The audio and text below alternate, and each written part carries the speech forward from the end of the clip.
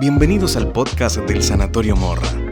Desde nuestra trayectoria como institución referente en salud mental a nivel nacional, creamos este espacio para acercar a la comunidad información clara, confiable y actualizada. Bienvenido, doctor, al podcast número 3. Y hoy vamos a tocar un tema muy interesante y muy pedido, que es la ansiedad. Así que tenemos muchísimas preguntas. Buenísimo. Vamos a comenzar, como siempre, con la definición de qué es la ansiedad. Lo primero que quiero que llegue a la gente es que la ansiedad es una emoción normal. Es decir, la ansiedad es como el amor, como el odio, como la alegría o la tristeza, emociones que tienen un sentido y una utilidad en nuestra vida diaria. La ansiedad es una emoción defensiva que se describe como un miedo a que puede pasar algo y no sé qué es. Entonces el sentido que tiene la ansiedad es defensivo, es que estemos alerta, que salgamos a la calle y que no nos pasen cosas, que no nos caigan macetas y nos aplasten, sino que uno está alerta, está atento. La ansiedad nosotros le decimos que es un miedo, y es un miedo que se produce a un estímulo que todavía no se conoce, no es como la fobia, que tiene un estímulo bien claro a lo que uno tiene miedo, sino que acá hay un miedo a algo que puede pasar y no sabemos qué es. Bien, ¿existe una predisposición genética a sufrir trastornos de ansiedad? Sí, los trastornos de ansiedad tienen una carga genética importante, es un gen muy particular que se activa en situaciones de riesgo, es decir, por ejemplo, todas las especies ante cierta situación, por ejemplo, que haya muchos depredadores en un área, activan ese gen y están mucho más alerta de lo habitual. Pero en ciertas familias, que deben haber sido históricamente la familia de los que hacían guardia en las aldeas y en las cuevas, cuando éramos más primitivos, tienen un mayor nivel de ansiedad en situaciones estables, digamos, de reposo. Y bueno, esto uno lo ve en las familias, por ejemplo, de amigos que uno va y ve que son todos ansiosos en la familia. Entonces uno siempre la ansiedad la puede rastrear para algún lado de nuestros padres o nuestras madres. Para ese lado siempre encontramos a alguien que tiene este rasgo, ¿no?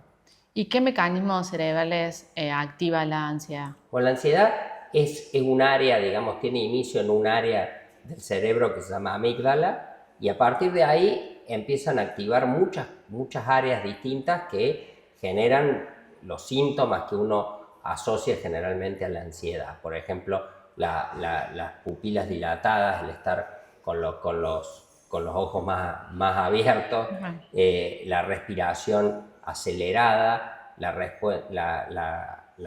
digamos, la respiración que nos hace faltar el aire, el corazón que late más rápido, los temblores, los hormigueos, en algunos casos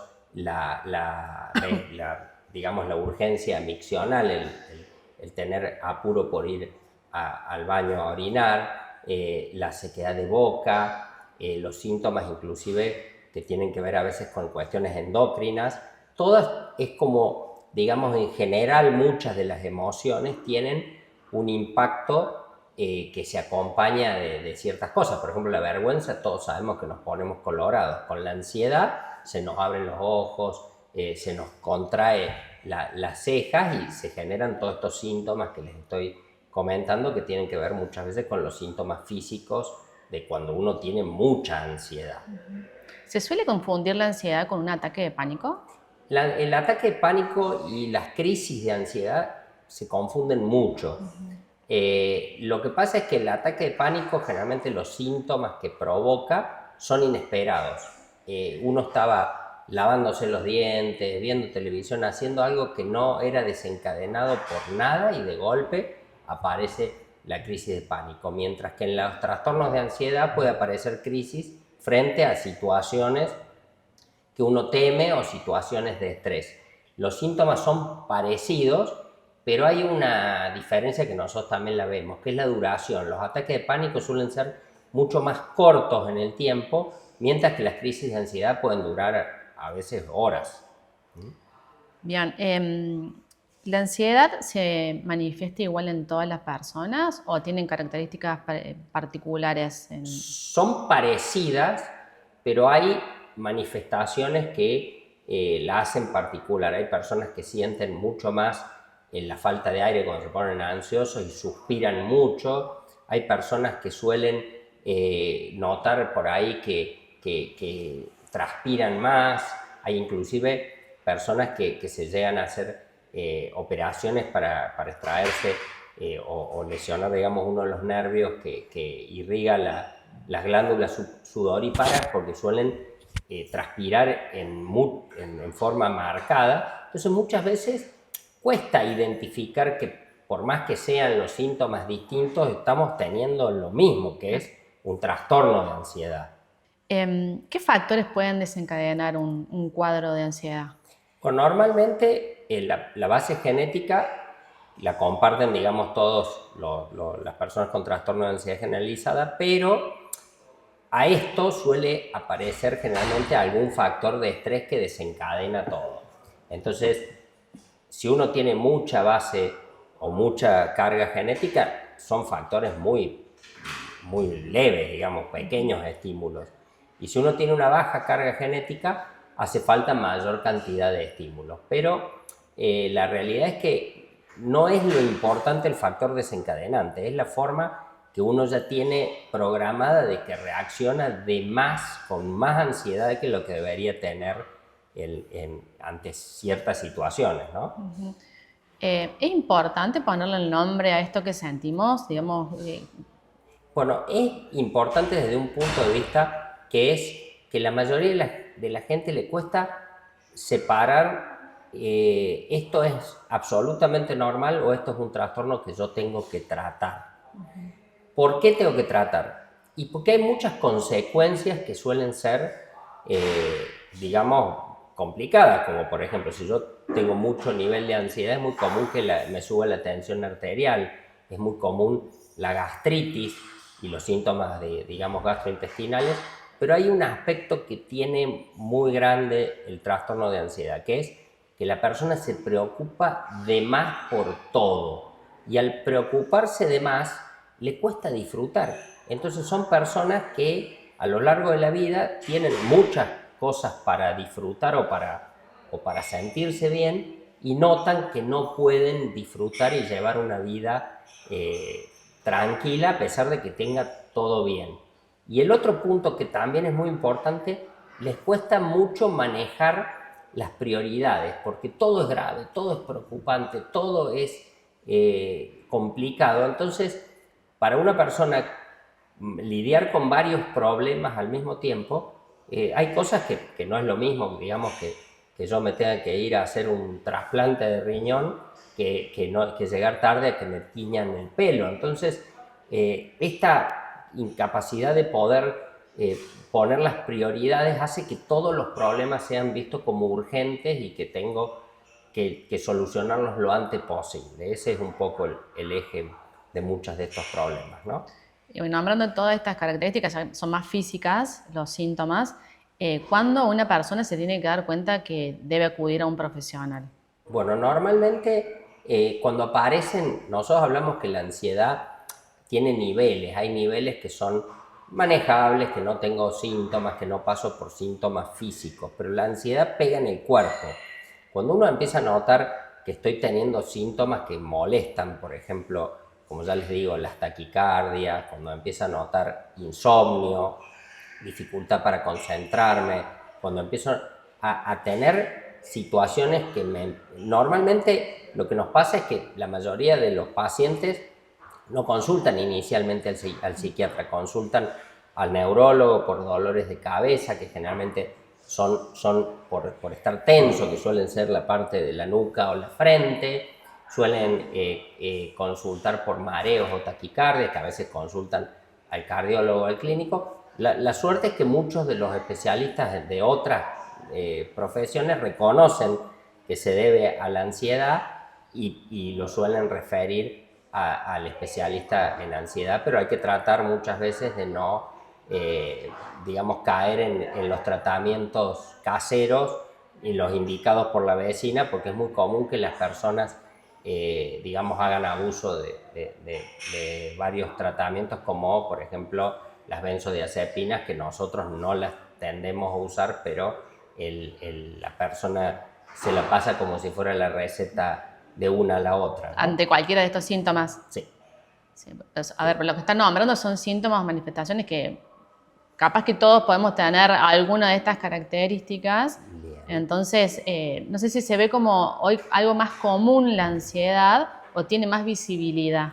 Bien, el tema es que si bien tenemos muchos medios y tenemos, bueno, este mismo sistema de los podcasts que uno comenta estas cosas que habitualmente uno las maneja en el consultorio, suele pasar que la gente está teniendo más información, pero al mismo tiempo la ansiedad la piensan como que es algo mío, que digamos que, como claro, uno ve la ansiedad de las otras personas que están frente a situaciones graves o a situaciones problemáticas y que se ponen ansiosos, pero la diferencia principal es que yo estoy ansioso casi todo el tiempo y por situaciones menores.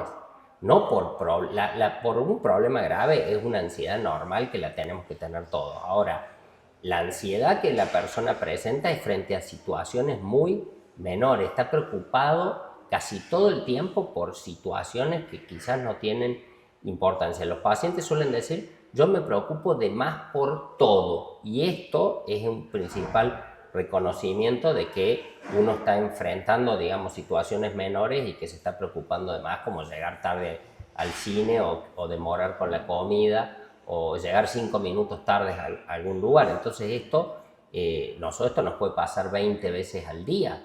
En cambio, un problema grave lo tenemos pocas veces al año. Entonces realmente es muy importante diferenciar esto como un factor de necesidad de tratamiento, ¿no?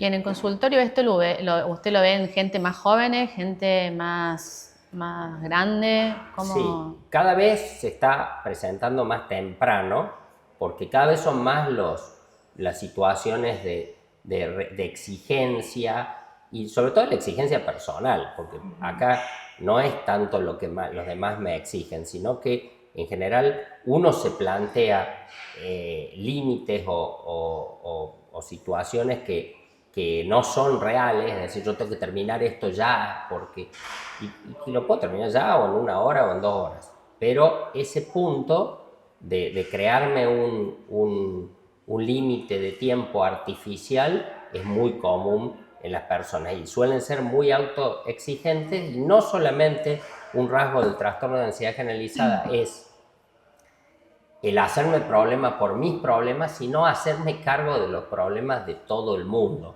Al punto que yo siempre les digo a los pacientes que siempre tienen que preguntarse, ¿esto cómo me afecta personalmente a mí? Porque muchas veces están corriendo o están generando toda una situación de ansiedad cuando el problema ni siquiera es de uno, sino que estamos ayudando a otra persona.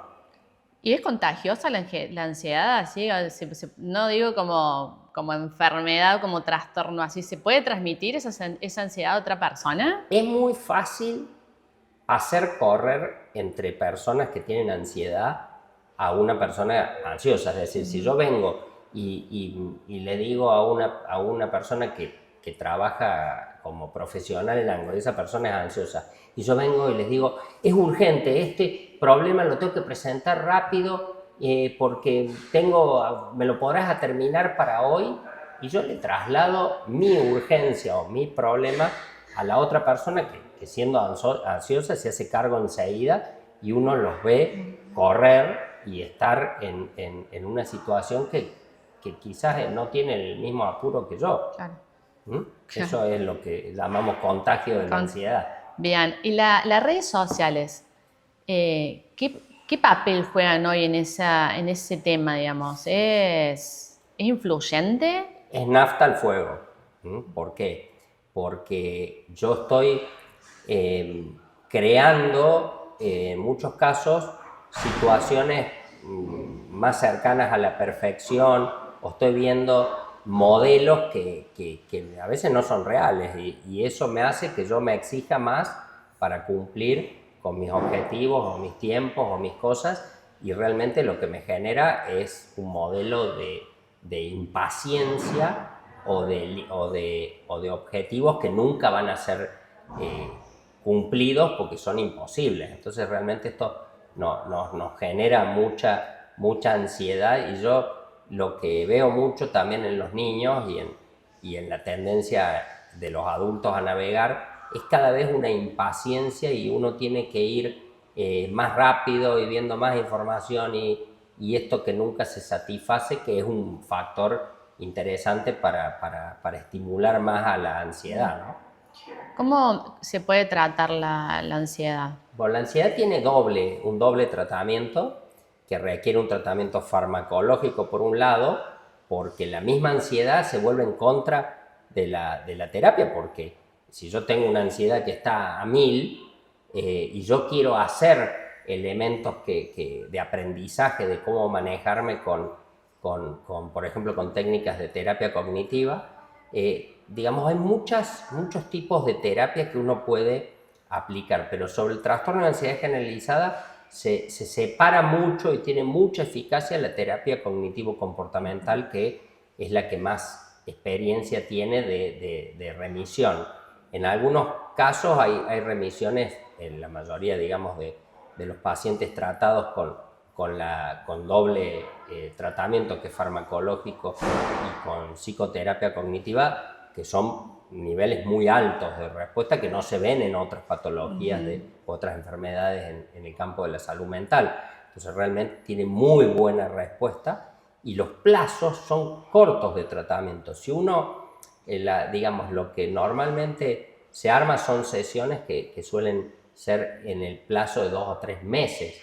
Si uno ve que ya pasa ese tiempo y no estoy teniendo la capacidad de manejar la ansiedad, bueno, hay que hacer una revisión de ese tipo de tratamiento, porque quizás no está dentro de las terapias que son más indicadas para el trastorno de ansiedad.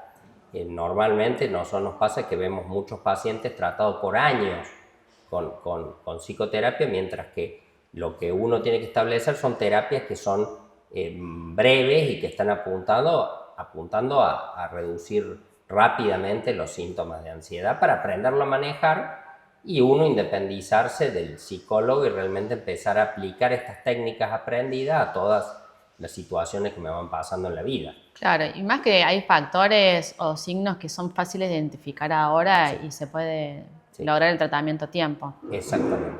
Se dice baja la ansiedad. ¿El ejercicio físico contribuye para eso? Hay varias formas de ejercicio físico que actúan como un remedio casero de la ansiedad. Tiene que ser intenso, no es que voy a hacer un poquito de gimnasia y ya estoy, sino que tiene que ser, por ejemplo, la natación es muy buena, el ejercicio intenso es muy bueno, pero digamos, muchas veces enmascaran esto, porque yo, como sigo teniendo la ansiedad, esto es como una aspirina para un dolor de cabeza, me saca el dolor de cabeza, pero no trabaja con la causa. Entonces nos pasa que muchos deportistas de mucha intensidad enmascararon la ansiedad y de buenas a malas se lesionan y estalla la ansiedad, porque como no puedo entrenar, no puedo hacer nada, aparece la consulta y un montón de cosas, porque no puedo dormir, me está costando manejarme en la vida, porque me siento mal todo el tiempo, dolores de espalda, dolores de cuello, y aparece todo los síntomas de ansiedad que estaban enmascarados porque yo estaba haciendo ejercicio intenso, ¿no? Entonces es un punto a tener en cuenta. Pensando en lo que está contando, la pandemia debe haber dejado mucho de todo esto, ¿no? Sí, la pandemia actuó en forma muy extraña sobre los trastornos sobre todo los trastornos de ansiedad, no solamente sobre el trastorno de ansiedad generalizada, y en algunos casos generó incrementos de la ansiedad, y en otros casos, como yo estaba encerrado, no tenía estímulos, no tenía cosas, mucha gente sintió como alivio de no tener que estar cumpliendo con las situaciones. Pero lo más lógico que pasó con la pandemia fue incrementar la ansiedad, porque obviamente estaba todo el mundo alterado con el tema del coronavirus, y Y esto incrementó el estrés de las personas, sobre todo al realizar muchas actividades como ir a hacer una compra o qué sé yo, o proveerse de los insumos, y generaba presión y ansiedad. ¿Usted tiene alguna recomendación, algún tips o algo para cuando un paciente tiene alguna crisis de ansiedad que pueda aplicar? Normalmente lleva un aprendizaje.